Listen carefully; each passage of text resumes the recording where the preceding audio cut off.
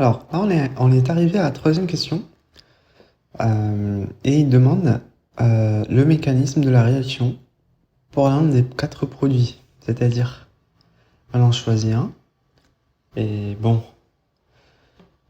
moi je vous propose de faire celui-là. On va choisir le 4e. Je vais dessiner le produit ici. Alors, on a bien un phényl attaché à une fonction cétone. Et ensuite, un carbone en alpha qui porte un ester. Pardon. C'est bon. Alors, qu'est-ce qu'on avait dit par rapport aux réactifs? On avait dit que les 2 réactifs qui servaient pour obtenir ce composé numéro 4, c'était le C et B. Alors, donc, il nous faut celui-là.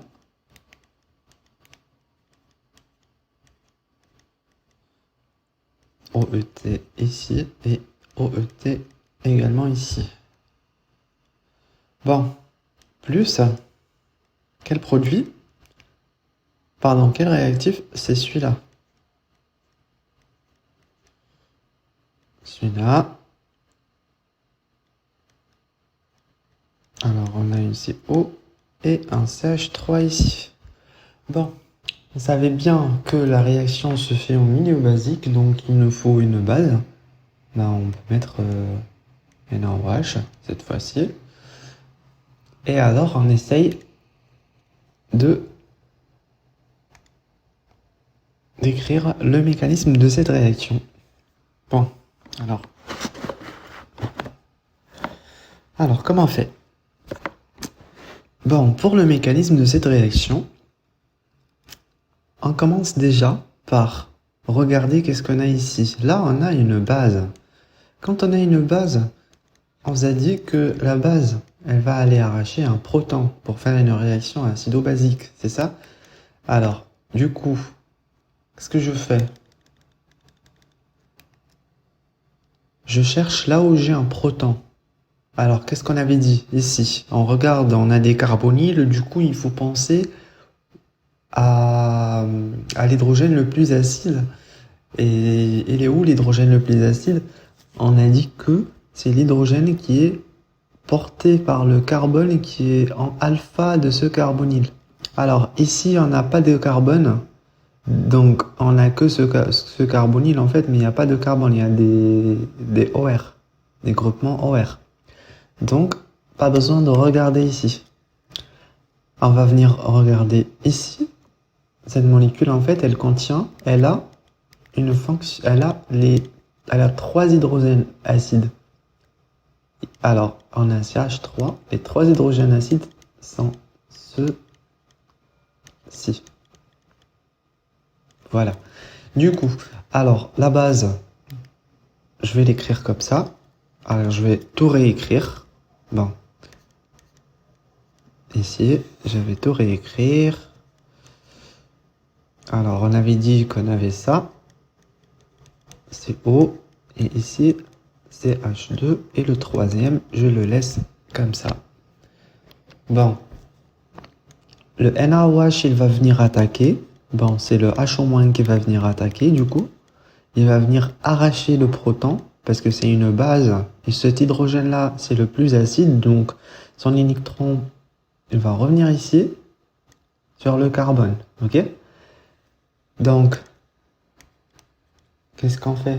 On dit qu'on a, bon, ça, je vais le noter phényl. Comme ça, j'évite de dessiner et d'encombrer, de tout encombrer.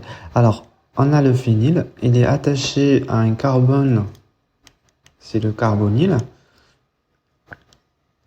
Et ensuite, on a cette liaison-là, attachée à un CH2,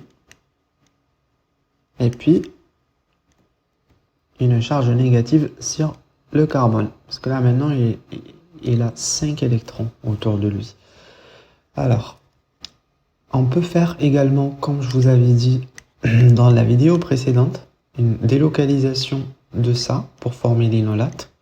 C'est-à-dire on va avoir le phényl ici, le CO comme ça et le CH2. Du coup, là, la liaison, elle devient une liaison pi. Et ça, on passe du carbonyle, d'une liaison C double liaison O à une simple liaison CO, mais l'alcoolate, ok? Bon, alors, comment on fait là maintenant? Rappelez-vous, une fois on a formé notre énolate, soit de cette forme ou bien de cette forme, qu'est-ce qu'on fait? On ramène notre deuxième réactif. Alors, ça c'est notre deuxième réactif. Il faut le ramener, il faut le mettre en dessous ou juste à côté. Alors moi je vais le redessiner juste ici. Alors j'ai OET éthanoate, OET, pareil. Et qu'est-ce que je fais? Je sais bien que, alors ce carbone-là, il est chargé positif, donc, pardon, il est partiellement chargé positif, c'est un delta plus. Cet oxygène, pardon, il est delta moins.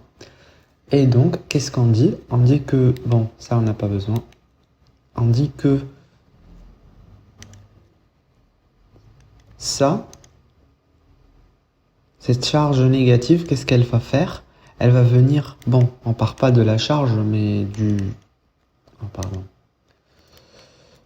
des électrons qui sont sur le carbone. C'est-à-dire, comme ça, on va venir attaquer et on va se doubler là, il se rabat pour former l'alcoolate. Donc, qu'est-ce que ça va donner ça? Ça va donner, qu'est-ce qu'on avait dit pour éviter de se tromper? Comment on dessine la molécule?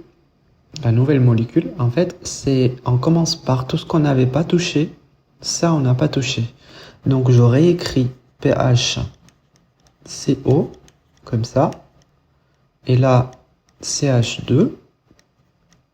Après, qu'est-ce qu'on a? Après, on a ça. On a ça. Alors, on a ça. Un instant. C'est le en rouge. C'est cette liaison, en fait, que je dois mettre. Alors, ici, comme ça, c'est cette liaison qui va directement être liée au carbonyle. Donc le carbonyle, il est comment? Le carbonyle, c'est le C là, c'est ce C là. Après, je vais avoir l'alcoolate, parce que cette liaison là, elle se rabat. Ensuite, je vais avoir OET, l'éthanoate, et pareil ici, OET. On sait très bien que l'éthanoate, c'est un groupe parton. Quand on est dans une base, dans un milieu basique, pardon, c'est un groupe parton. Donc, qu'est-ce qui va se passer? Il faut toujours faire comme ça, en fait, une délocalisation de cette charge. Après, soit celui-là, vu que c'est pareil, l'un, il va partir, il va quitter. Qu'est-ce qu'on obtient? De ça, on obtient. On sait bien qu'on va avoir bêta-cétoester, c'est ça? Bêta-cétoester. Donc, on peut le dessiner comme on veut. C'est-à-dire, on commence par dessiner cette partie. Alors, j'ai pH ici, j'ai CO. Et là, j'ai CH2. La CH2, c'est celle-là. C'est là. Alors, j'écris CH2. Et ensuite, je passe à celui-là qui est en rouge, dessiné en rouge. Je remets tout ce qui me reste. Alors ça, lui, il est parti. Je regarde pas ça. Celui-là est devenu comme ça. Ok? Donc, je vais dessiner un carbonyle à nouveau. C'est celui-là en fait. C'est celui-là. Après que le double. Alors, après la délocalisation de cette charge négative. Et là, il me reste OET. Ok? C'est bon. On va voir est-ce qu'on a bien la même molécule ou pas. Allez, j'ai bien celle-là. C'est exactement pareil. COET, CH2, et ça c'est phényl qui est comme ça. Ou comme ça. Bon, c'est pareil. Ok?